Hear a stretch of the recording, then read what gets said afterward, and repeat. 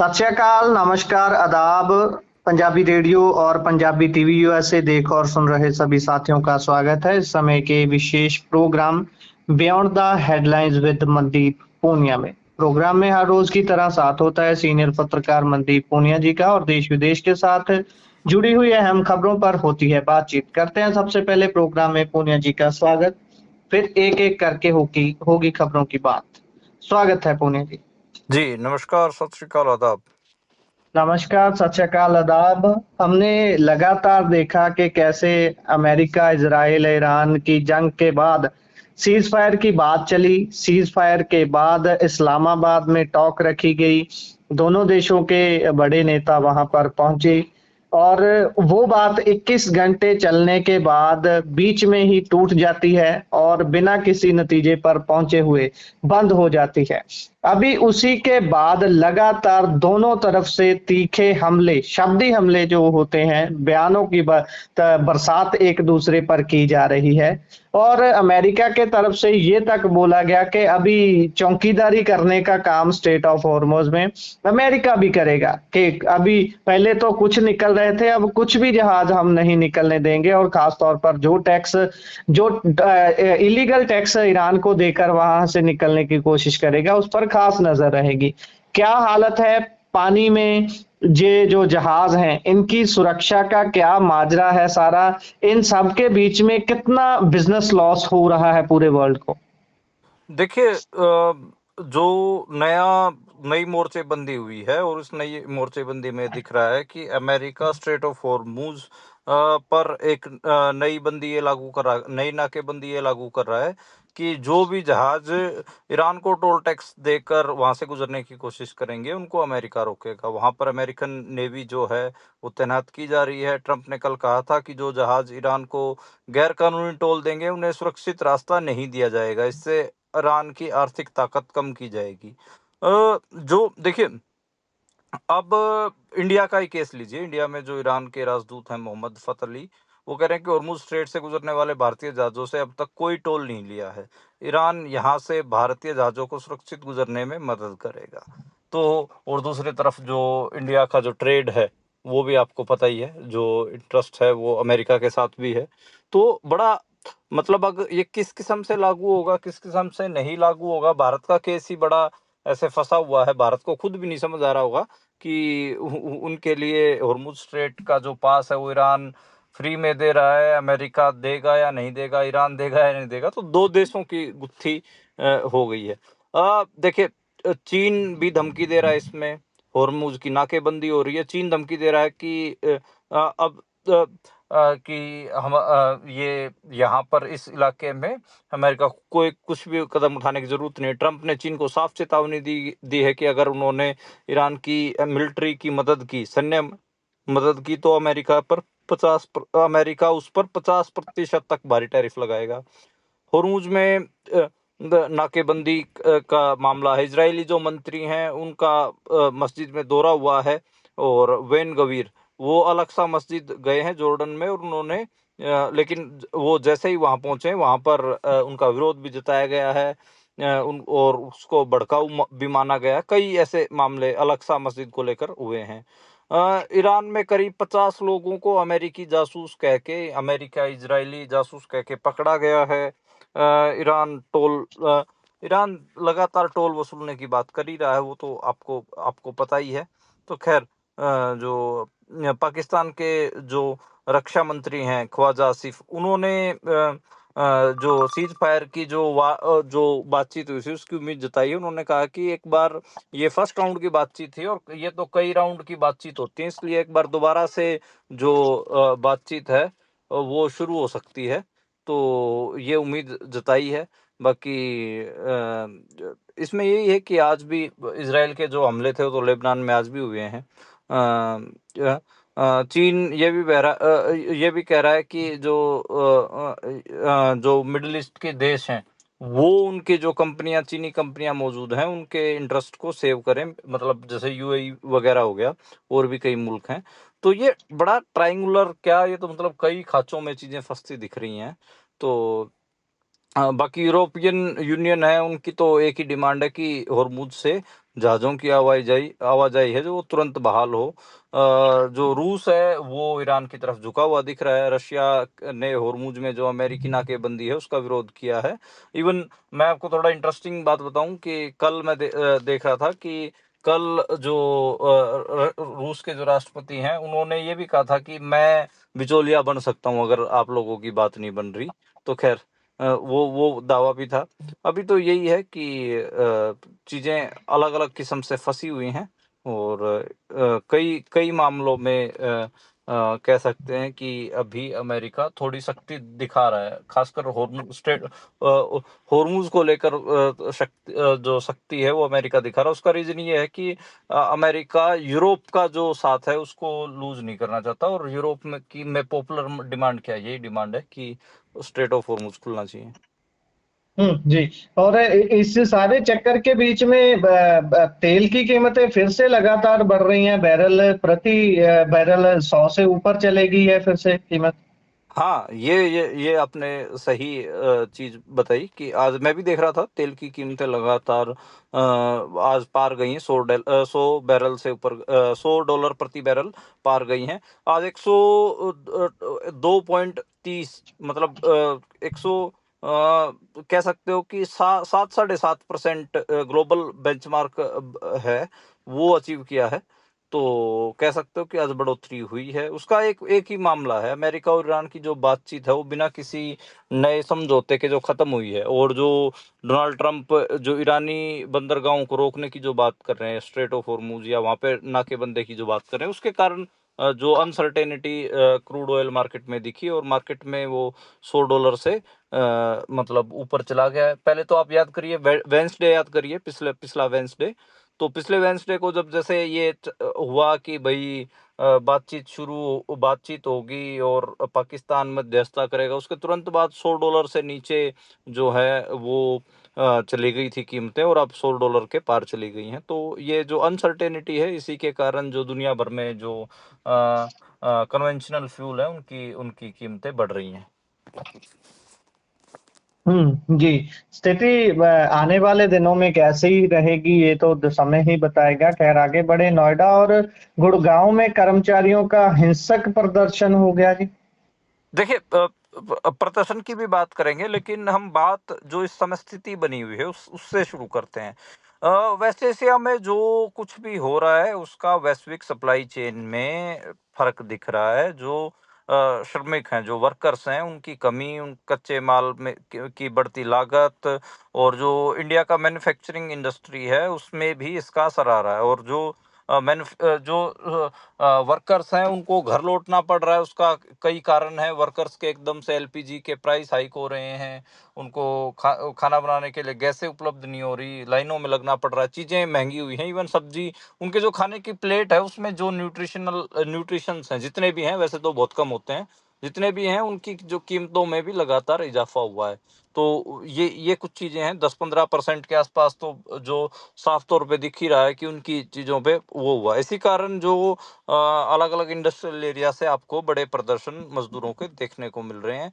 ये जो प्रदर्शन हुआ है नोएडा में, ये आज वायलेंट भी हुआ, और काफ़ी इसमें बात करें कि जो मजदूर थे वो शामिल रहे।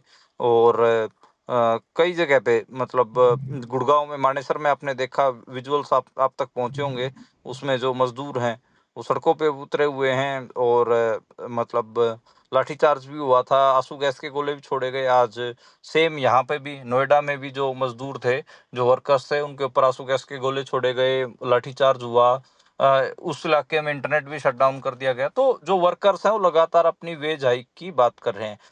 थोड़ा आपको अजीब लगेगा गुरप्रीत, मैं एक खबर बता रहा हूँ कि अ, इंडिया में 2011-12 के बाद आप देखेंगे तो जो वर्किंग क्लास है, वर्किंग क्लास से मेरा भाव ये है कि जो लोग 20,000 से नीचे रुपए की सैलरी पे काम करते हैं प्रति महीना, उनकी आमदन में किसी किस्म की बढ़ोतरी, उस लेवल की बढ़ोतरी नहीं हुई है। जिस जिस जिस हिसाब से, जिसको हम बोलते हैं कि महंगाई के मुकाबले, जितने परसेंट महंगाई बढ़ रही है उसके मुकाबले उनकी तनख्वाहें नहीं बढ़ी हैं। और अभी तो महंगाई, मतलब वेस्ट एशिया के कारण महंगाई अलग ही लेवल पे गई है, खासकर खाने पीने की चीज़ों की, और एलपीजी कुकिंग गैस की भी। मतलब तो ये कई ऐसे मामले बने जिसके कारण मेरे को लगता है कि जो ये प्रदूषण है, जो ये प्रदर्शन है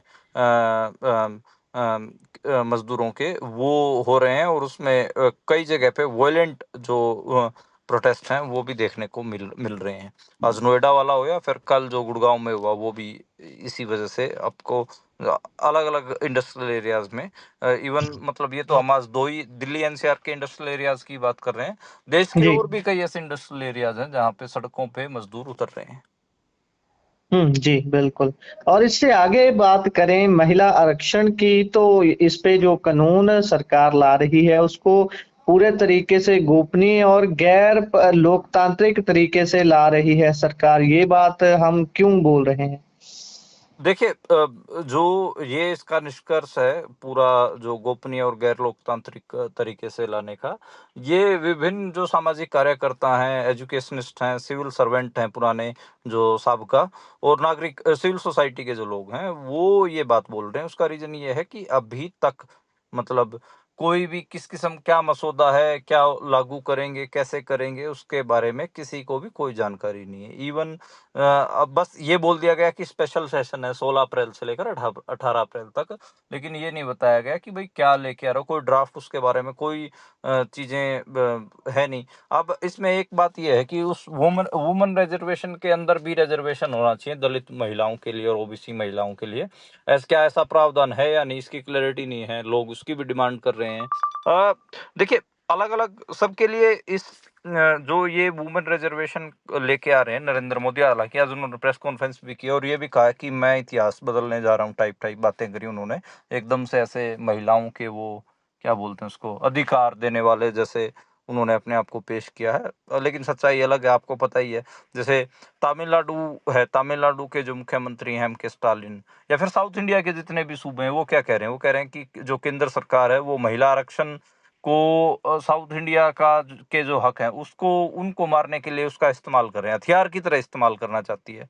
तो उनके लिए अलग है, क्योंकि डिलिमिटेशन होगी, सीटें बढ़ेंगी, साउथ इंडिया में तो उतनी सीटें बढ़ेंगी नहीं, नॉर्थ इंडिया में बढ़ेंगी। तो वो कैसे देख रहे हैं, वो यही देख रहे हैं कि भाई ये जो है, ये साउथ इंडिया और तमिलनाडु और जो गैर हिंदी भाषी सूबे हैं, उनको कहीं ना कहीं उनके खिलाफ ये वुमेन रिजर्वेशन हथियार के तौर पर है।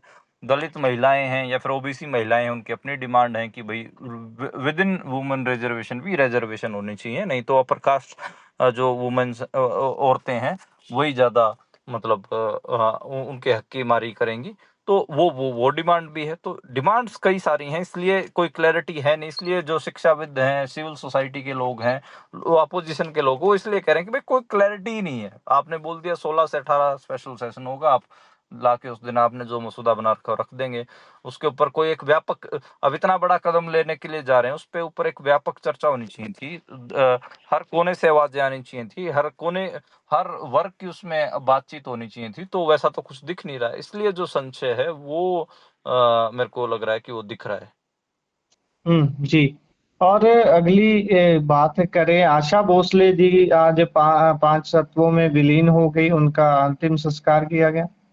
हाँ, देश की कह सकता हूँ मैं, मतलब मेरी भी बहुत फेवरेट रही, और मतलब पूरे देश में सबसे ज्यादा प्यार अगर किसी गायिका को मिला है तो आशा भोसले रही। आज उनका उनका निधन हो गया, और उनको आज उनका अंतिम संस्कार किया गया है। और उसमें बहुत सारे जो बॉलीवुड सिंगर्स भी पहुंचे थे, और एक्टर्स भी पहुंचे थे। जो हॉलीवुड सिंगर्स थे उन्होंने अभी ना जाओ छोड़कर जो गाना था वो गाकर उनको विदाई दी है।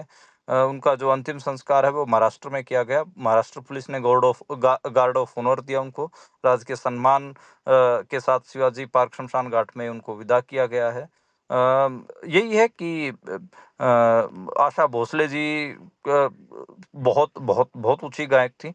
और उनका जन्म जो है महाराष्ट्र में हुआ था 8 सितंबर 1933 में सांगली में। वो 10 साल की उम्र में उन्होंने पहली बार जो मराठी फिल्म थी माजा बाल, उसमें गाना गाया था। उसका था नाम शायद चला चला नब वाला। और उन्होंने जितने गाने गाए मतलब 2011 में तो गिनीज वर्ल्ड रिकॉर्ड्स में उनका नाम ही दर्ज हो गया, क्योंकि सबसे ज्यादा गाने किसी अगर सिंगर ने गाए हैं, प्रोफेशनल सिंगर ने दुनिया में, तो आशा भोसले जी थी। अब मैं इसलिए कह रहा हूँ कि आप समझिए कि कितने बड़े उनका उदा रहा होगा। दुनिया में सबसे ज़्यादा प्रोफ़ेशनल सिंगिंग में सबसे ज़्यादा गाने उन्होंने गाए।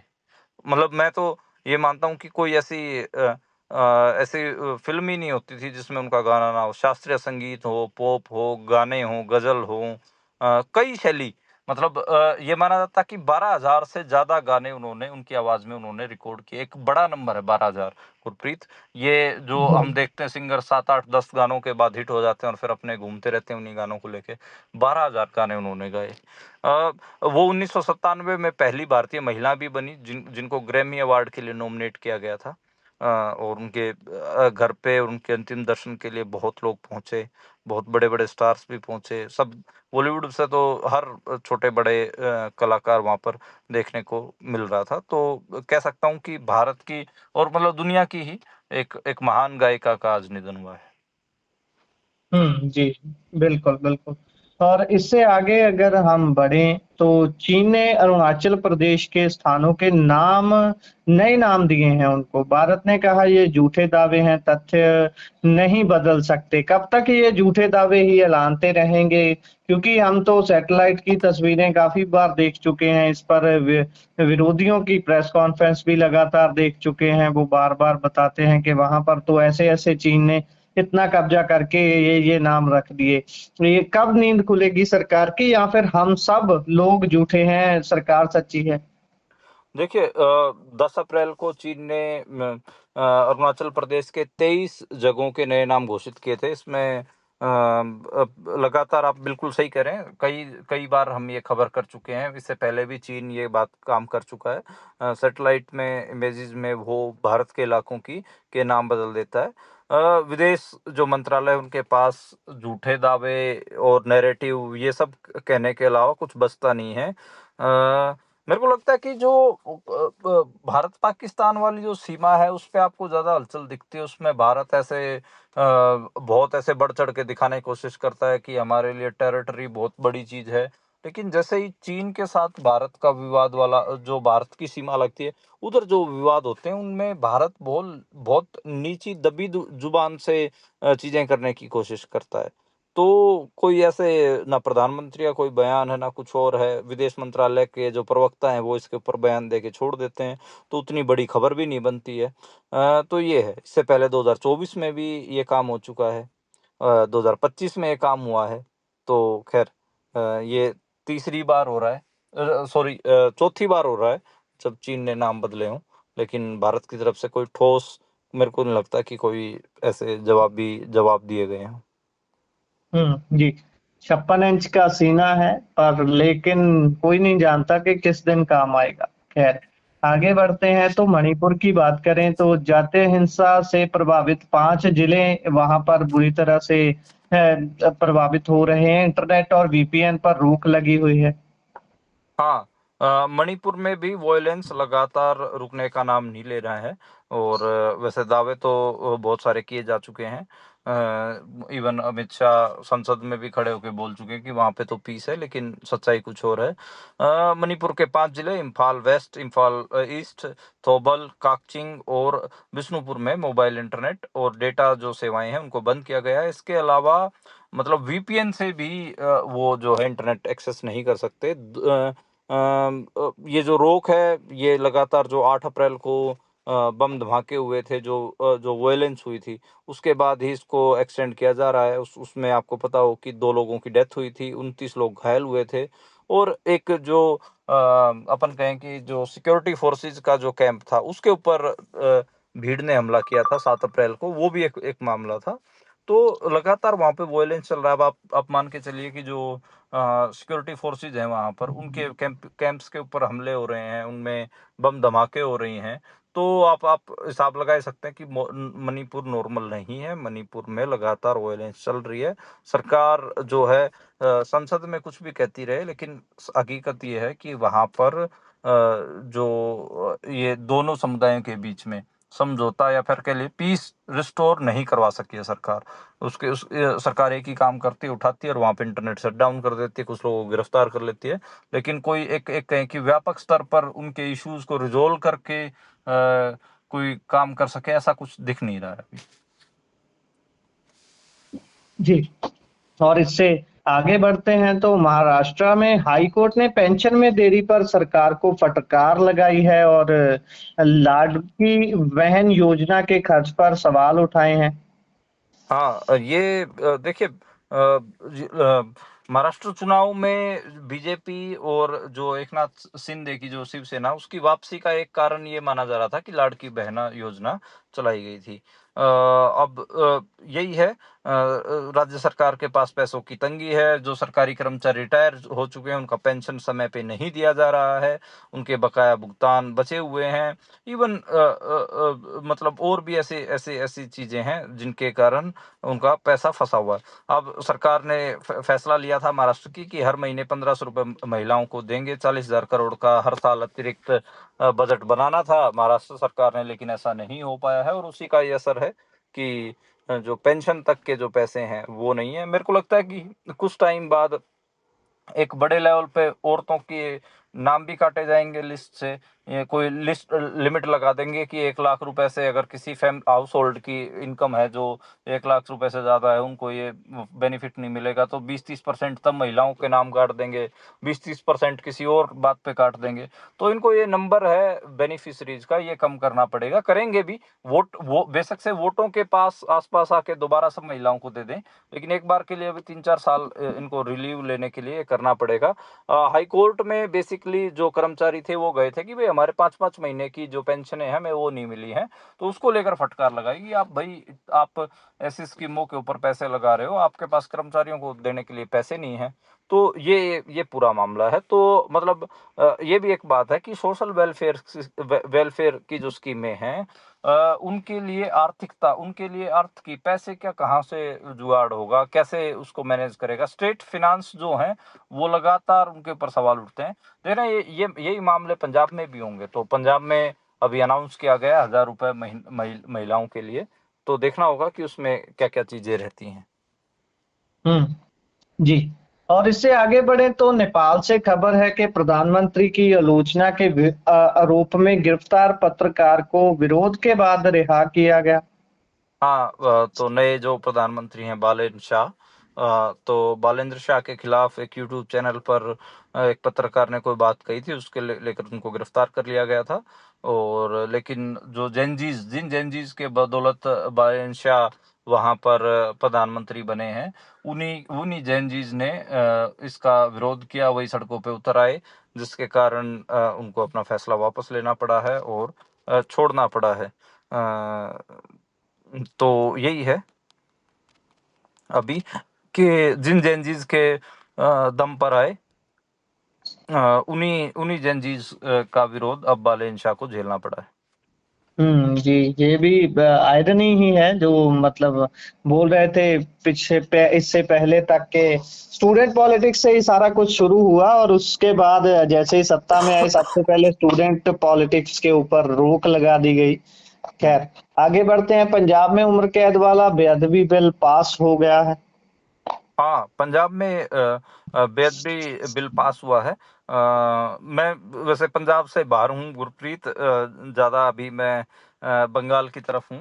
तो आप बताइए कि इसको लेकर क्या मामला, क्या रिएक्शंस हैं। ये मैं तो मोटा मोटा मैंने जब खबर आई तो उसको देखा, तो उसमें यही था कि सर्वसम्मति से इसे पास किया गया है और जो बेअदबी की जो सजा है उस उम्र कैद टिल डेथ रखा गया है। और उसमें ये भी जो साफ किया गया है इस विधेयक में, अभी केवल श्री गुरु ग्रंथ साहिब की बेअदबी के ऊपर ही ये कानून लागू होगा, जबकि गैर सिखों जैसे हिंदू, मुस्लिम, ईसाई आदि के पवित्र ग्रंथों और धार्मिक स्थलों से छेड़छाड़ पर इस विधेयक के तहत फिलहाल कोई सजा या कोई प्रावधान नहीं किया गया है। तो यही है। हम्म बाकी आप बताइए कि इसमें क्या रिएक्शंस है। अब तो यही है कि ये जो बिल है ये पास होने के लिए गवर्नर के पास जाएगा, और गवर्नर की जो लीगल टीम है वो जांच करेगी, फिर केंद्र के कानून से कोई टकराव है या नहीं, फिर उसकी जांच होगी, फिर तभी मंजूरी मिलेगी। इससे पहले भी पंजाब में बादल सरकार के टाइम पे 2016 का कार्यकाल याद करिए, 2018 में कैप्टन के टाइम पे याद करिए, तो वो राष्ट्रपति लेवल पर जाके अटक जाते थे, उधर से पास नहीं होते थे। तो अब देखना होगा कि क्या क्या रहेगा। बाकी आप बताइए कि इसको लेकर पंजाब में क्या रिएक्शंस अभी देखने को मिल रही हैं। रिएक्शंस बिल्कुल आपने ठीक बात की कि अभी राज्यपाल के पास ये बिल जाएगा, लेकिन वही दिक्कत है कि इसको जब लाया गया है, इससे पहले बोल रहे थे, कैबिनेट मिनिस्टर ही बोल रहे थे कि भाई हम इस तरह से बिल लाएंगे, इस बार के केंद्र की ज्यादा जरूरत नहीं पड़ेगी, केंद्र की सहमति की, केंद्र की असहमति की। लेकिन घूम फिर कर जो हमारे पंजाब में राज्यपाल बैठा हुआ है वो तो केंद्र का ही है ना लगाया हुआ, तो जो केंद्र चाहेगा वो उससे करवा लेगा। और बिल्कुल बिल्कुल ये बात ठीक है कि अलग अलग एंगलों से देखना होता है, कानूनी पहलू देखने होते हैं कि उसमें वो जो केंद्र के कानून है उनके साथ मेल है उसका कोई, या फिर उसको काट करके आगे निकल रहा है ये बिल। ऐसी बहुत सारी चीजें होती, और उसमें से एक बात जो मुझे अलग लगी वो है इस बिल का नाम रखना। इससे जैसे आपने अभी कंफर्म किया है कि अभी ये सिर्फ श्री गुरु ग्रंथ साहिब पर ही लागू होगा, तो उस हिसाब से बाकी जो धर्मों के लोग हैं उनके बारे में भी मैं सोच रहा था कि वो इसको कैसे लेंगे, वो इसको कैसे सोचेंगे कि भाई जो पंजाब सरकार ये बिल लाई है, अच्छा होता अगर सारे के सारे ही काउंट कर लिए, मतलब धार्मिक जो किताबें हैं, धार्मिक ग्रंथ हैं, उनको काउंट कर लिया जाता। लेकिन इससे पहले भी जब इसी सरकार ने बिल प्रस्तावित किया था, उस टाइम भी जो विधानसभा की कमेटी थी उसको ही सौंप दिया गया था कि आप इसको देखिए और इसको अच्छे से परिपक्व बनाइए ताकि इसमें कोई भी गड़बड़ी ना हो और आसानी से पास हो जाए। लेकिन उस टाइम दिक्कत ये आ गई कि बताया जाता है कि बहुत सारे और लोग जो अलग अलग इष्टों में अपना विश्वास रखते हैं, कि कोई किसी व्यक्ति की तस्वीर लेकर उस कमेटी के पास पहुंच गया, कोई अपनी कोई खास धर्म की खास किस्म की किताब लेकर पहुंच गया कि इसको भी इस कानून के अंदर अंदर प्रोटेक्ट किया जाए, उसके कारण वो खासा मतलब अटक गया, सारा कुछ नहीं हो पाया जो पहले विधानसभा में कमेटी बनाई गई थी स्पेशल इसके लिए। तो खैर अब देखते हैं, राज्यपाल के पास तो जाना ही जाना था बिल, अगर विधानसभा में अच्छे से पास हो गया है। और इसमें और भी गड़बड़ है ना, विरोधी जो नेता हैं वो बोल रहे हैं कि भाई हमको तो आधी रात को ये बिल भेजा गया है, हम इस पर सुबह तक क्या तैयारी करें, क्या बोलें, और रेट्रोस्पेक्टरी लागू लागू होगा, पीछे जो रह गया, पीछे जो जितनी भी घटनाएं हुई हैं जो बेशक आज से पहले की ही हों, उन पर ये लागू नहीं होगा। अगर पास भी हो जाता है तो इसके बाद जो भी होगी घटना उसके ऊपर लागू होगा। वो भी एक सवालों के घेरे में है कि भाई आप 2015 की बेअदबी को लेकर बात रख के फिर जे विधानसभा इलेक्शन 2022 में जीते थे, अमृतसर के एयरपोर्ट से निकलते हुए ही केजरीवाल ने वो बयान दिया था कि हमारे पास तो भाई कुंवर विजय प्रताप है, हमारे पास सारी जानकारी है, हम तो कुछ दिनों में, शायद एक हफ्ते का टाइम बताया था उन्होंने, इसमें फैसला कर देंगे। लेकिन स्थिति बिल्कुल उसके उल्ट है। मंशा क्या है सरकार की, वो बहुत सारे लोगों को क्लियर समझ आती है कि 2027 में इलेक्शन में जाने से पहले तकरीबन हर वो चेक बॉक्स को टिक कर लेना चाहते हैं कि हम कुछ तो बोल सकें जब हम जाएंगे लोगों के बीच में कि भाई हमने ये किया है, बाकी आगे का आपको देखना है, हमें 27 में जिता दो, फिर देखेंगे और भी अच्छा करेंगे आपके लिए। तकरीबन मुझे तो यही तैयारी लग रही है। खैर इसी के साथ प्रोग्राम का समय यहाँ समाप्त होता है। आप जुड़े जानकारियां साझा की, बहुत बहुत धन्यवाद। जी धन्यवाद गुरप्रीत। धन्यवाद।